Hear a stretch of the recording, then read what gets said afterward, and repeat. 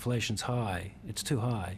At the moment, it's 5%, and by the end of the year, I expect inflation to get to 7%. And with inflation being as high as it is, and with interest rates as low as they are, we thought it was important to take a decisive step to normalise monetary conditions, and we did that. For the millions of Aussies living the real estate dream, that is the sound of higher mortgage payments. But for some who have borrowed way too much money, that is the sound of the music stopping. When the pandemic started, we had no idea how life was going to work out. And governments around the world stepped in guns blazing, reducing the rates to the lowest point in history and gave stimulus checks to everyone. While it helped many people who actually needed the money, it also created an era-defining bull run in property, stocks, and crypto. For property, last year, we saw a national average home price rise 22%, the fastest 12-month increase since 1989. For the S&P 500, we saw a 23% growth from 2020 to 2021. And for crypto, especially Bitcoin, it was plus 200% from 2020 to 2021. But things started to change in 2022. Inflation was hitting the headlines more, economists are predicting a recession, and the Aussie Central Bank just announced one of the biggest rate hikes in 22 years. It's expected that the rates will keep increasing till end of Christmas, potentially as high as 2.5%, and now the question we all have is, how will this impact us? And what can we do to survive this winter? Let's start with property. Mortgage rates and term deposits will be the first place these rate hikes will impact. For people who are living the Aussie dream, the rate rise will add approximately $133 a month on a loan worth $500,000 and $265 a month on a loan worth $1 million. Of course, people with fixed interest rates won't feel the pain now, but it's only a matter of time. At the same time, according to Rate City, the rate rise means that the same person making $100,000 a year before tax will likely see the maximum amount they can borrow drop by $51,000 before the hike in June. And by April 2023, the same person is estimated to see the max they can borrow drop by $120,000. This will impact how much we can pay for our Aussie dream, but if that's not going to impact property prices, then it's likely our reality is all a dream. The good news is that maybe, just maybe, real estate in Australia can finally be just a tad more affordable. And for some of us, because of these rate hikes, can finally be homeowners at a reasonable price. Off the back of higher rates, our monthly repayments will be more expensive, and that means we'll have less money to spend on other things. And spending less money means less revenue for small businesses, which could potentially mean less jobs. And less jobs will eventually lead to less spending.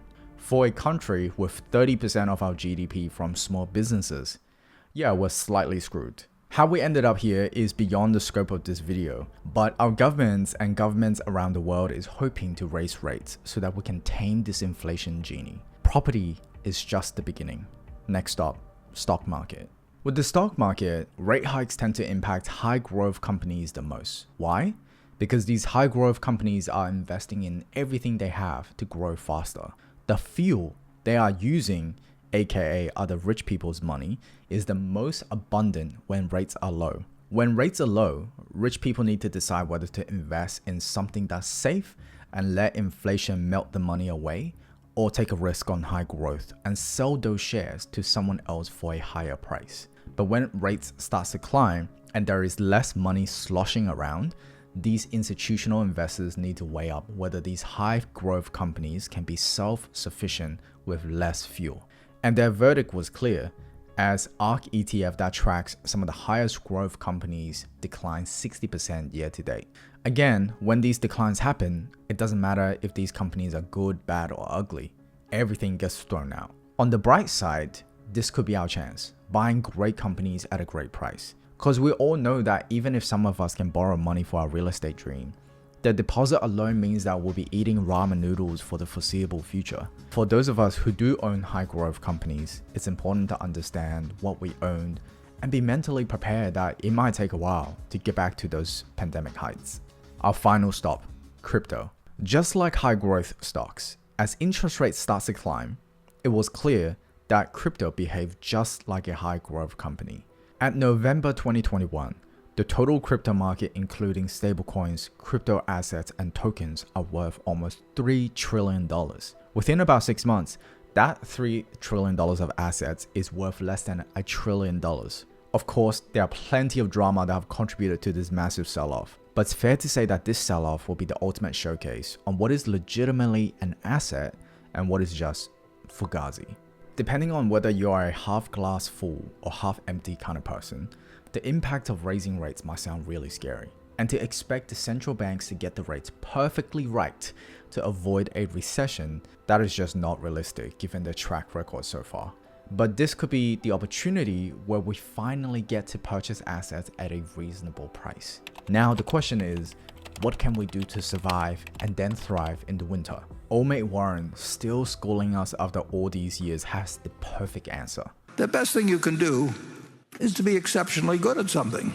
If you're the best doctor in town, if you're the best lawyer in town, if you're the best whatever it may be, whatever abilities you have can't be taken away from you. They can't actually be inflated away from you. And they will trade you for the skill you have. So the best investment by far is anything that develops yourself. So the question is, how do you invest in your skills? One of the easiest places to start is actually YouTube. There's so much information out there, there is no excuse not to get better at your craft. But learning is just part of the journey. The key is to apply the skills you've learned on a side project or projects at work. And when you've done those things well, asking for a pay rise will be significantly easier than asking for it because prices for goods and services are going up. While you're on this journey of investing in your skills, it's really important to be honest about your spending habits and be prepared to pounce on an opportunity as they come up. Recessions will ultimately create opportunities for people like us to purchase assets like real estate, stock, and crypto at a great price, but you have to be ready. And the best way to be ready is to prepare a plan on what assets you want to buy at what price. If it's real estate, what location and what price are you willing to pay? If it's stocks, well, what companies and what price are you willing to pay? It's always better to have some form of a plan than to have no plan at all. I'm sorry it has taken me a little while to come back, and I'm trying to evolve my videos in a way that reflects my interests, and I had a ton of fun making this. Let me know what you think about this style of video, and until next time, Otto will always do the honors, and I'll see you very, very soon.